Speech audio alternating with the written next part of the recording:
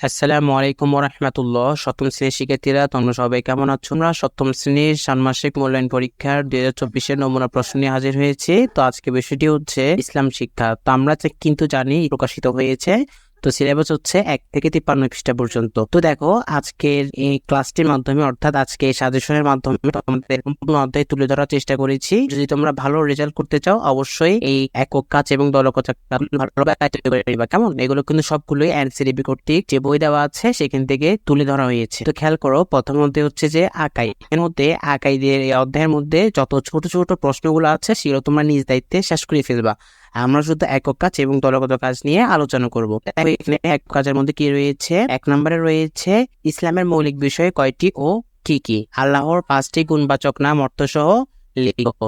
আমরা হচ্ছে প্রধান ফেরেশতা কয়জন এবং এদের কাজগুলো লিখো। 4 নম্বর দেখো, আসমানি কিতাব কতখানা? প্রধান 4খানা কিতাবের লিখো। এগুলো হচ্ছে আমাদের একক কাজ। প্রথম অধ্যায়ের যে একক কাজগুলো রয়েছে, একক কাজ এগুলো একটু ভালো করে তোমরা শেষ করবা। এগুলো একক কাজগুলো তোমরা যদি ভালোভাবে শেষ করো তাহলে তোমরা সম্পূর্ণ অধ্যায় কিন্তু ভালোভাবে বুঝতে পারবে। দেখো, এখানে কিছু দলগত কাজ দেওয়া হয়েছে। দলগত কাজ দেখো, প্রধান 4জন ফেরেশতা সম্পর্কে পোস্ট তৈরি করো।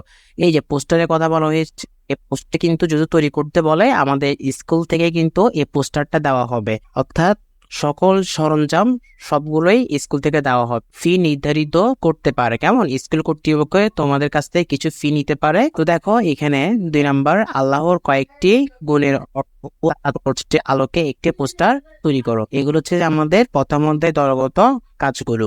তারপর দেখো, দ্বিতীয় অধ্যায়ের মধ্যে কি রয়েছে? দ্বিতীয় রয়েছে যে ইবাদত। কেমন, দেখো একক কাজের কি কি রয়েছে? 5 ওয়াক্ত সালাতের নাম ও রাকাত সমূহ লিখো।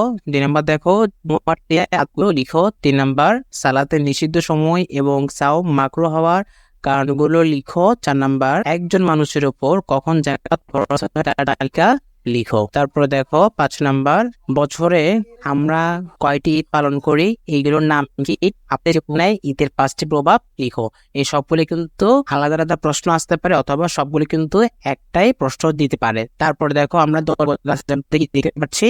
দলগত কাজের মধ্যে রয়েছে দেখো 1 নম্বরে তারাবি নামাজ জামাতে আদায় করলে কম হয়, এ নিয়ে শিক্ষার্থীরা দলে বিভক্ত হয়ে আলোচনা করো।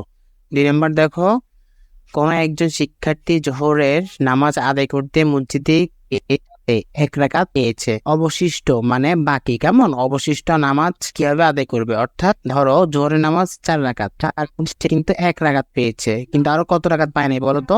আরো কিন্তু 3 রাকাত পাইনি। ওই 3 রাকাতটা কিভাবে আদায় করতে হবে সেটা নিয়ে কি দলগত হয়। তারপরে দেখো 3 নম্বর, রুগ্ন ব্যক্তির নামাজ আদায়ের পদ্ধতি সম্পর্কে আলোচনা করো। 4 নম্বর দেখো, সাওমের কারণ পোস্টারে লিখো। 5 নম্বর দেখো, সাদাকাতুল ফিতর আদায়ের গুরুত্ব সম্পর্কে আলোচনা করো। সিলেবাসে দেওয়া আছে, তবে অবশ্যই আমাদের ইউটিউব চ্যানেলে সাবস্ক্রাইব করে রাখবা পরবর্তী সকল আপডেট পাওয়ার জন্য। এবং কি পরীক্ষার দিয়ে দেয়, তাহলে এই নির্দেশনাগুলো আমাদের ইউটিউব চ্যানেলে সমাধানগুলো দেওয়া হবে। তো আজকে এতটুকু পর্যন্ত, সবাই ভালো থাকবা, সুস্থ থাকবা। আসসালামু আলাইকুম।